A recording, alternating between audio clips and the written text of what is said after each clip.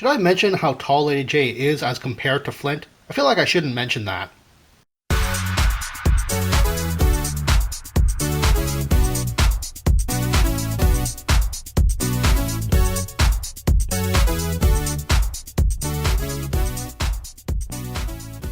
Hello everyone, I'm Kevin, my wife's known as 4 and BX257, here to bring you another 1980s G.I. Joe tour review.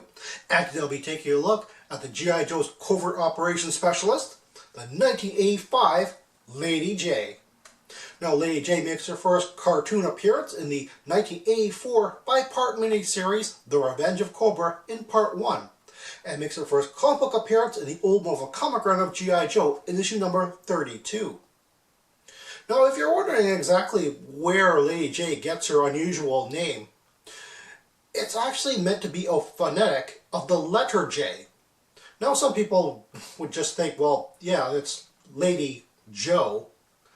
And they're half right in that, because she's actually named after the wife of Joe Bacall, who was the half of Griffin Bacall Advertising, who actually helped the G.I. Joe campaign and actually set the tone for how toys are advertised back in the 80s. The toys, the comic books, and the cartoon all had a level of quality that you can basically thank to Griffin Bacall. First, we'll take a look at Lady Jaye's accessories. She comes with her primary weapon being what the contents list on the card calls a power javelin.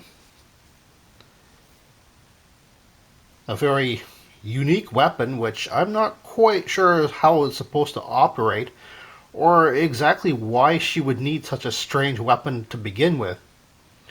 I know that it was designed in order to be a sort of a competition to Scarlet's crossbow, because they're both sort of sporty weapons, but I can understand the crossbow. I can't really understand this. Of course, they're both supposed to be in the intelligence covert operations thing, so I suppose this is supposed to be like a silenced kind of a weapon, I suppose. I don't know. I'm not even sure exactly how it's supposed to operate either, because like a javelin that you're supposed to throw, this thing actually has a handle down here, a grip, and it also has a tiny little trigger, so I'm assuming that this is the forward portion. And this you sort of lean back into your body, but it has a spike in there, so that doesn't really make much sense. I know it wasn't used very much in the cartoon. As a matter of fact, the only instance that I can recall, it was in the intro to the 1985 cartoon, where she's actually pointing it forward, so you can't really see very much of what's happening. She points it forward, and this something around here shoots out. So I'm assuming that either the entire shaft or part of the shaft shoots out forward. But again, with this spike at the back, it seems to be more like you're supposed to use it like a flare launcher, where you dig this bottom portion into the ground and then fire it at an angle, like a mortar or a flare launcher. But again, I'm not really sure. It also has a tiny little sight on the top as well, just for well, sighting purposes, which again, I don't know. I really don't know. I guess you're just supposed to use your imagination, but it's kind of strange that they just didn't give her just like a proper gun. I mean, come on. A little bit more on the practical side is her surveillance camera.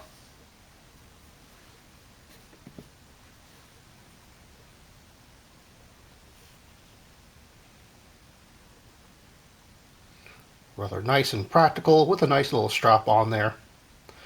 It's quite a bit smaller than the 1989 Sculpt camera, I must say though. And finally, she has a backpack.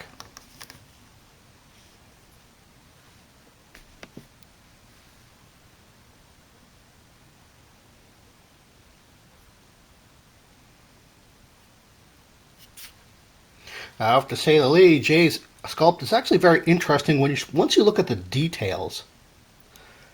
Like her head, for instance. Just a very youthful looking sculpt for her face, although her expression is not overly done. But what's very interesting about her head in general is that it's actually three pieces.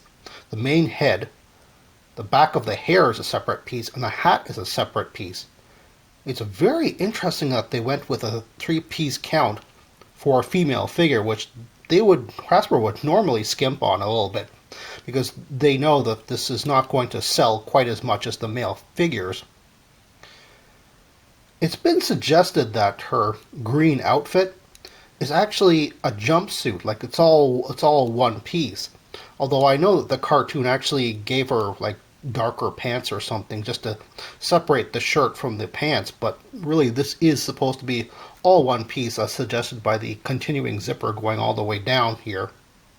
Which actually makes a lot of sense that she's wearing a jumpsuit, because her hat is actually an homage to Jumpmaster instructors' hats known as black hats. And just to emphasize the point that she might be wearing parachutist jumpsuits, is that she doesn't have a lot of equipment all over her body. The knife that she has, as well as the pistol, is down around her ankles, and not anywhere else where it might snag with parachute lines. Another very interesting thing is the badge on her shoulder here. Lady Jaye's patch looks a lot like a 91st Army Infantry Division patch, but with an airborne tab on top of it. And last but not least, we have her belt buckle, which unfortunately is a bit mushy, as this is a very small little detail and it's covered over with paint twice over. But it's a silver US Eagle, which is a match to her love interest Flint's Gold Eagle, which he has, which unfortunately is a bit covered up with another belt, but it is there, and it is a very interesting match. It's one of two matches that the two characters actually have. Like I said, it's really the details that fascinates me in her sculpt, but overall, the plain green jumpsuit is a bit bland. It's really practical. I mean, the color is really great and practical, and she's pretty much the second most practical looking G.I. Joe female character there is. But I have to give my props to 1983 CoverGirl as probably being the best design overall, where she has a lot of fascinating stuff, the leather jacket and the long boots and stuff like that. On the toy shelves, Lady Jaye actually replaces Scarlet as the female intelligence officer. What's very interesting is that, as I said before, this power crossbow that Scarlet comes is probably the direct influence as to why Lady Jaye comes with a power javelin. But also, like I said, the crossbow makes a bit more sense, whereas the javelin, not so much. It's very interesting that in the cartoons they work together quite often, but in the comic books not so much, as I don't think that they actually liked each other very much. But I think that's more akin to Scarlet having more of an abrasive attitude in the comic books than she did anywhere else. Also, you'll note that Scarlet is one of, if not the shortest figure in the G.I. Joe line. And while Lady Jaye is not the tallest figure, she is the tallest female figure that Hasbro ever produced. I think that's mostly owing to the rather thick feet that she has, as well as the cap which raises her head height. But still, she's actually very tall. Like I said in my previous review, it just wouldn't be a Lady Jaye review without mentioning her love interest, Flint. Now, both Flint and Lady Jaye actually have accidental connections to each other. And I say accidental, at least in the toy form, because they weren't really meant to be a couple in toy form, because, well, quite frankly, they would have mentioned that on the file cards. But they paired them up in the cartoon, and it just tracked so well with the audiences that Larry Hama, writer of the comic book, actually included it there. They were very early in their appearances when that sort of thing came through, and he made it very organic there as well. But one thing that they make a very good couple with in toy form, like I said, accidentally, is they both have the US Eagle belt buckle, as well as a high level of education listed on their file cards. Lady Jaye is a graduate of Bryn Mawr, which is a all women's college, I think, as well as Trinity College on top of that. And then Flint is a Rhodes Scholar, which is a scholarship to the University of Boston, a very elite U.S. college, U.S. university, sorry. So they both have a high level of education, and quite frankly, that makes for a very natural way of them having something in common, rather than them just being in the same unit. Now, I know last review, with the Flint review, a lot of people were desperately commenting, oh, Flint was in the Transformers cartoon. At least his character was.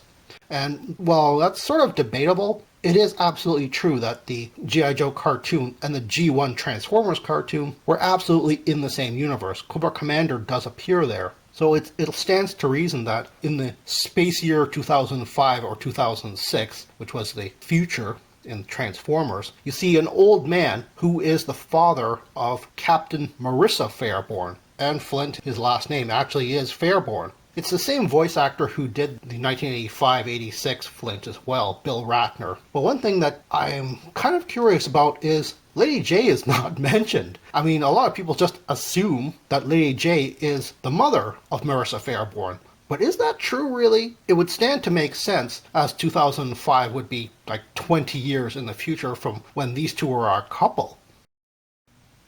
If you think of Lady Jaye and Flint as actually being a working partnership, not just a couple, it actually makes a lot of sense there too, as Flint is in the command structure, and Lady Jaye is also an intelligence specialist, which means that she has to have some command responsibilities, despite the fact that her pay grade is only an E4, meaning that she's only a corporal, but that doesn't really make any waves in a special forces unit where rank doesn't really mean that much. And as such, as a pair, I think you can pair them off against Tomax and Zaymot. And I think that they do fill sort of the same role, whereas these guys are below Destro and the Baroness. Flint and Lady Jaye are below Duke and Scarlet. An interesting side note about Lady Jaye's body sculpt is that Hasbro actually planned to reuse it. When female figures just weren't making enough profit, they were thinking of chopping some of that cost by reusing the body for the next figure after Jinx. So in 1988, they were planning on making a black female medic using Lady Jaye's body. Unfortunately, they dropped female figures for the 1988 year and didn't pick it up until 1993. If you're looking for a Lady Jaye in the aftermarket, she's actually fairly easy to find with all of her accessories. It's really just the condition that you have to look out for. The tips of her javelin are sometimes shown broken off, as well as the strap on her surveillance camera, which is very odd to me because they're both very flexible plastic and they shouldn't break very easily. But apparently some kids really do play fairly rough with these things, I suppose. The other thing too is her badge is sometimes fairly easy to rub off. But other than that, you shouldn't really have to pay a lot for her on the aftermarket, despite the fact that she's not only a female figure, but a very popular and very easily recognizable female G.I. Joe figure. I still don't think that you should really be paying that much of a premium for her.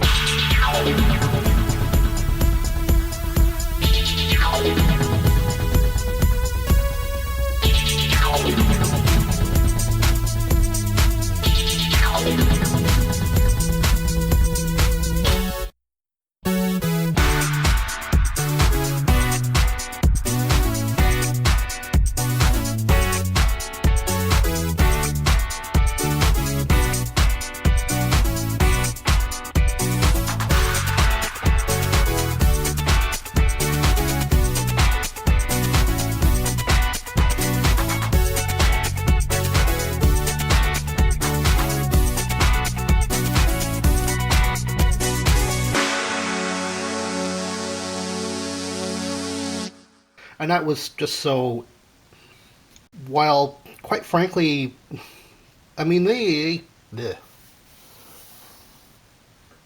as the intelligence specialist. Well, that's all the time I have right now. Please check out my Facebook page for more information and behind the scenes photos for these reviews. Thank you for watching this video, and stay tuned for next time to see another 1980s G.I. Joe toy review. See you then.